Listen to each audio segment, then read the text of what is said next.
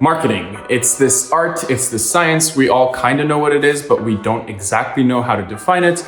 And you might be feeling stuck with it. I know I was at times in my businesses and projects, and it's something that you feel like you have to do, right? You always need to market something for it to be worth anything, whether it's a business and you need clients to make money, or it's a project like a book and you need readers. And so this is where this book comes in, Growth Hacker Marketing by Ryan Holiday. I picked it up recently because I just am a huge fan of business books in general. And so today I'd like to share with you my thoughts about the book. I'll give you a brief summary too. So let's start with just what this book is trying to do. The book starts out giving you a definition of growth hacker marketing, which we'll summarize in a sec. And then for literally the whole book, it goes on to give you examples of startups that have achieved exponential growth through growth hacker marketing, with the goal of showing you that the mindset is worth adopting. And sort of what Ryan Holiday is trying to sort of push through the book is that this growth hacker mindset can be applied to almost any business, any project where you don't have an enormous amount of resources to spend on marketing, or where you want to be efficient. And there really is a case for growth hacker marketing as just a better way to do things throughout the book. It's not just about you don't necessarily have the money to do traditional marketing. It's more about this mindset will change marketing and it's the new way to do things, which, you know, is true, right? It's not, I'm not critiquing that, but it's really about that mindset. And that's what the book is trying to give you, is the mindset that you can apply to a bunch of different use cases. So without any further ado, let's get into just a brief summary of the book, and then I'll share my thoughts with you. So the book is split into 5 main sections. You have an introduction to growth marketing, which defines it and gives you just a quick 101. And then you have 4 steps to growth marketing that Ryan Holiday sort of highlights. They are product market fit, finding a growth hack, turning 1 and 2, so those 2 steps, into virality, and then closing the loop, retention and optimization. Before he gets into those, again, there is a definition, and so let's try to do that right now. So what growth marketing is essentially a new way of approaching marketing that is highly testable and measurable, so very trackable, and that is part of the core product or service that a company does. So marketing, you can think about it typically as a person, a marketer, or a team, a marketing team that's typically pretty external to at least the main operations of a business. So if it's a marketing team, they're maybe in a different department, different office. And if it's an agency that's working for a company, they're very external, right? So they're doing their work separate from the main operations of a business. So if you're a restaurant, the person doing the dishes isn't the person posting on social media. And this is a perception we have of businesses and of marketing within businesses that growth hacker marketing sort of is the antithesis of. Everything about growth hacker marketing goes against the traditional marketing practices, and that's what the book really tries to push. And so in that first part where Holiday defines growth hacker marketing, he really focuses on 3 main things. The first is that growth hackers care about the objectives, the same results that traditional marketing is supposed to get. And so they care about that, but they care about those results way more than the typical process to get there. And an example of this that's really used throughout the book is the movie theater industry. The way movies are typically done is that you create them in isolation. So you have this hypothesis of, okay, this is a great story. It probably is going to work out within this demographic. Let's just add a bunch of famous actors, release it, and hope for the best. And the traditional process is you have a red carpet premiere, you have maybe ads on social media, and you have all these things to create hype. And really, that is, again, the contrary of what growth hacker marketing is. And that first part or characteristic of growth hacker marketing is that your growth hacker will care about those results, which is getting a lot of people to the movie, but will not care at all about the typical processes that are in place to get there, which is the red carpet premiere. So they'll really focus on the result a lot more than the process that might be more shiny or more typical. And so the second characteristic that we get to from that is that everything a growth hacker does is highly measurable. And so this is where we're sort of getting into the third characteristic, which is you're getting into the core product as well. So what the book highlights is that growth hackers can be, or often are, part of the core operations or engineers that are on the team, especially in startups. But that's really the gist of it, right? It's this new approach to marketing that was born out of resource-constrained startups and environments, but that now just means going against traditional marketing, focusing on getting the same results without the shiny traditional processes that just waste a ton of money, but getting them in a more creative, measurable, out-of-the-box thinking kind of methodology. All right, so now let's get into the 4 steps of growth hacker marketing that are outlined in the book. The first is it begins with product market fit. We have a really nice graphic that makes it clear that we're getting into a step. Each chapter starts with, or each step starts with a quote. I'll read you each quote because I really think the author did a great job of summarizing the whole chapter in the quote, but I'll obviously elaborate on it. So for the first step, it begins with product market fit. Our quote is from Paul Graham: "Make something people want." And this really speaks to what the chapter is about. So there's a few examples I'll walk you through, but essentially what the whole step is trying to say is that you need to be, whether you're creating a product, a service, or whatever, you need to be open to feedback and change, and do that and embrace that throughout the marketing cycle. So not just when you're building the product. Again, going back to that movie example, it means you can't just create your movie or your product in isolation and then just release it and hope for the best. But it's all about testing, and it's all about measurable testing. And so an example that we get in this chapter is Airbnb, for example. They started out as a company that allowed people to rent a couch in their home and cook breakfast for whoever's staying on that couch. And what they discovered pretty quickly is that not many people are gonna do that for reasons that I would think are obvious, but anyways. And then so what they did is they went back to the drawing board and just thought of a new value proposition. And now obviously they've expanded to any kind of lodging. And so this notion of going back to the drawing board based on feedback and market testing is one that's very characteristic of growth hacker marketing, and that's sort of the core of this step, is realizing that traditional marketing often blames failure onto the marketer because they are separate from the product team, but growth hacker marketing says, no, you're integrating both, and you should really go back to the drawing board if something's not working out. It's not just the marketer's fault. Another great example of this that we get in this step, or of this embracing and being open to feedback and change, is Evernote. So Evernote, the note-taking app, in the beginning had issues where their users weren't really using it as much in meetings because they felt like they were being rude. It wasn't customary to just open a laptop and take notes during a meeting, and it was, usually done on paper.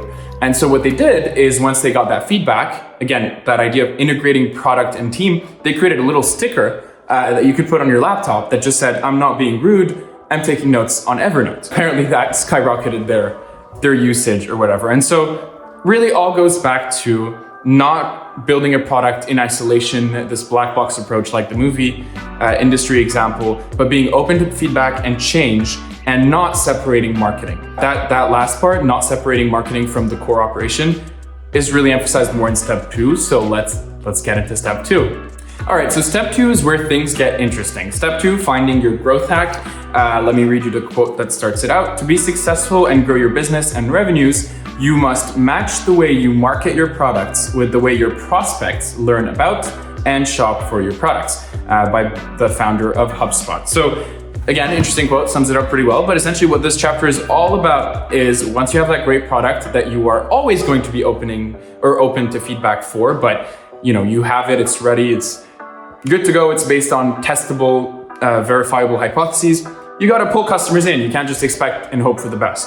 And so this is, again, where it gets interesting and where we have concrete examples of growth hacker marketing. So this step, what it highlights essentially and focuses on, is creating offensives that are targeted at the right people in the right places. And this is what it's all about, right? In contrast to traditional marketing.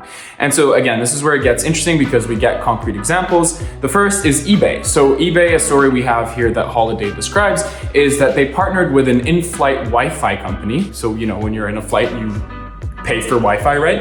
But they partnered with them to offer free Wi-Fi to customers only for visiting eBay. So they would pay this in-flight Wi-Fi company to offer free Wi-Fi to people who were going to eBay. And why was this the right place? Well, people that are on flights that even consider in-flight Wi-Fi are typically wealthier, and they have just a bunch of time. And so that's why it's the perfect opportunity. The right people, the right place. And so they saw tremendous success. And something that Holiday pulls out of that example is also the measurable ROI. Again, a characteristic of growth hacker marketing approaches or initiatives is that they're trackable and measurable, and they were able to easily, through IP or whatever, know how many orders were coming in through in-flight Wi-Fi. So people were bored, they ordered a bunch. That really was a right place example. The next example was more of a right people example. Uber, in the beginning or in the early days, needed to find who their target person was. And they knew that since they needed early adopters of this very tech-savvy or tech-based innovation that they're presenting to people, using strangers' cars to get somewhere, they needed to target those people that were very tech-savvy. and wealthier because they, that's your ideal customer. And so what they did, instead of, again, bombarding people with ads or throwing spaghetti at the wall, they targeted South by Southwest, which is a tech-related conference, I guess, in the US, that is known for getting geeky tech-related people that are relatively wealthy. And so what they did is they gave people gift cards there, or they created some sort of partnerships where you got free Ubers, and everyone almost who couldn't get a cab ended up using Uber to get there. And this was genius holiday highlights because you found your right people. They're in a concentration, they're in one place, you hit them all, you give them all gift cards. And that's what Uber kind of did in this situation. So the key here was the right people. The key from the eBay example was the right place. Now let's get to a last example in this step 2 that's about integration and about growth hacker marketing involving the core product or service team, not just marketers. So this example is about Airbnb again, but it's more about how they got their supply and demand initially. So what they did to create hype is that the engineers on the team noticed that Craigslist, when you cross-post a listing that you have on Craigslist and on Airbnb, you were getting a tremendous amount of success and people going to Craigslist or to Airbnb from the Craigslist posting. And so what they did is they made it super easy for people to do this. They created this feature where you could cross-post an Airbnb listing onto Craigslist. And a bunch of people were already going onto Craigslist to find places to stay. This was standard practice. Airbnb just benefited tremendously from it in the early days. And that's how they built their first few users. Remember that last part that I just said, first few users. That is what the step is all about. Because the transition to the next 2 steps is essentially that steps 1 and 2 that we just talked about are about getting a growth engine to kickstart, getting those first few users or millions of users, depending on what your use case is, right? A platform is gonna need more users than a mom and pop shop. But so those first 2 steps combined lead to the next 2. And so steps 3 and 4 focus on breaking the endless, what they call the endless promotional cycle, which traditional marketing tends to have, and create an army of promoters, so the current users that you have for your business or your current customers, that will self-promote the business, because that is the principle of growth hacker marketing. You kickstart the engine, but once you have it, it's all about referrals, word of mouth, or other ways, and free ways or low resource intensive ways of acquiring and retaining customers. And so let's get into those steps 3 and 4. All right, so step 3, again, let me read you the quote here. It's all about virality. Virality isn't luck, it's not magic, and it's not random. There's a science behind why people talk and share, a recipe, a formula even. This is by Jonah Berger. Now, agree with him or don't, especially for YouTube, this might be controversial, but for the sake of this chapter, it works really well, and let me tell you why. So, the whole sake of the chapter, again, is getting your current customers or your mass of initial users once you've kickstarted the engine to become an army of promoters, of marketers for your own business. And so for that, what Holiday highlights in this step is that you need 2 things. First is a compelling reason for people to share your business, your offering, whatever it is. That's the incentive. And the second is a platform, an easy way for people to share and to speak about your product. And this needs to be baked into the product. Again, going back to the marketer can't just be external or separate from the operations of the business. They can be engineers. They need to be related heavily to that core operation and team. And so the examples that we get here, for the incentive, we get a Groupon example where they made it so that if you shared a deal that you want to buy with 3 people, you got it for free if they bought it. And Dropbox is another example we get that's very interesting. They essentially gave people free storage for each person they referred. And I think there's a statistic in there where something like 60% of new users acquired were acquired through this. So a great example of an incentive there. The second aspect we spoke about was an easy way to share. And some examples we get here that are very interesting are an iPhone mail example. So I don't know if you remember this, but every time you send an email from your iPhone, you get that little message at the bottom by default that says sent from my iPhone. And this was sort of free promotion, growth hacking, typical user acquisition. So really creating an incentive and an easy way for people to share something that is worth sharing. And so part of this step, the last thing I will say, is creating something that's worth sharing is also part of having a great product. And so you want to have people excited about sharing what they're sharing, not just have an incentive to do it. The incentive for Groupon, for example, is that you had that self-benefit, but the deals were great. So it's like you're doing someone a favor. Same for Dropbox, you're giving them cloud storage.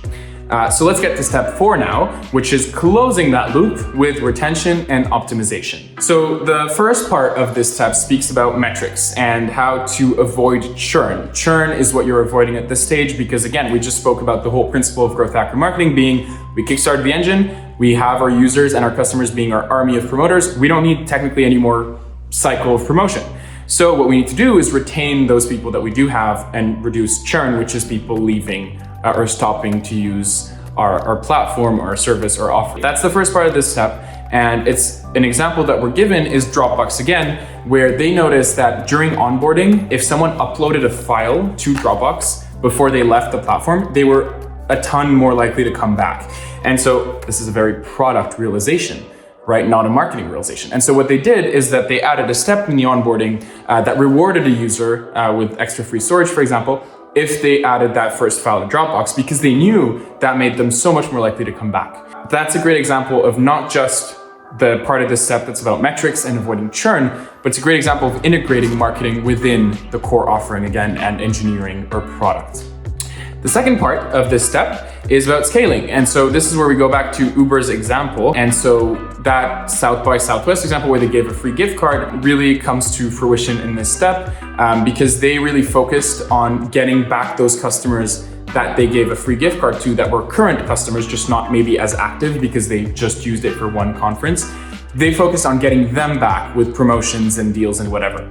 And so this is a great example in this chapter of the notion of marketing your current customers, making them more active versus trying to get new ones. So let me read you a quote from that step here. A 5% increase in customer retention can mean a 30% increase in profitability for the company.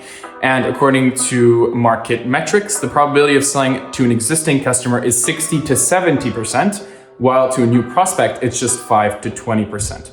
So the whole frame here towards the end is retention trumps acquisition. And so this gets us to the end of our steps. Growth hacking was essentially about thinking out of the box, being creative, finding new, cheaper, faster, trackable methods of gaining customers to kickstart that engine with initial sets of users, and then getting those users to feel delighted, to want to share, to have a reason to share, and to easily be able to share, to become an army of marketers for the company. Now let's get to my review. So in the end, towards the end, the author says in a frequently asked questions or whatever, that the goal of the book was to instill that mindset within people so that they could apply it to anything. And Holiday even goes on to speak about his book and how he marketed it using growth hacker techniques. And he mentions how he tested it by creating an article before writing a book. He mentions how he got feedback by selling an ebook first, it's very cheap, and then moved on to the book. So he does give us an example, albeit very short compared to the startup examples. He does give us an example of using the growth hacker mindset in a non-startup, non-tech software company environment. That being said, in my opinion, although I really enjoyed the book and I think it's a great introduction to this mindset that really highlights where it comes from, which is startups, resource-constrained environments, I think there were missed opportunities where the author really could have highlighted the broad applications of growth hacker marketing a lot more. So, I mean, obviously you can't expect 10 examples per step. You can't expect him to give an example of a restaurant, of a service-based business, of a bunch of different businesses doing each step, because that's just not realistic. But that said, there were a lot of opportunities, I think, where he could have mentioned that before the ending, right? And so it is interesting to read it, but just keep in mind that if you do not have a startup context, the applications and the examples may be less relevant. And although the book tries to sell itself as get the mindset and you can apply it anywhere, there really isn't that much in there about applying it in other places. The last thing I will say is that I'm not trying to make this a book YouTube channel or even a business book YouTube channel, but when there is a book like this one that falls into one of two situations, I'll make a video about it. So the two situations are, there aren't that many videos about it, or I have something to say about it. And so in this case, I feel like, yes, coming from a business background, that I run an agency, and that's not some product that needs engineering, and it is not a product that needs millions of users that I'm selling, right? And so coming from that background, I had something to say about it, but I recommend it. Do please share this video with anyone you know that can benefit from an introduction to growth hacker marketing, cheaper, faster, more effective marketing, really anyone in my mind. And yeah, stay tuned for the next one.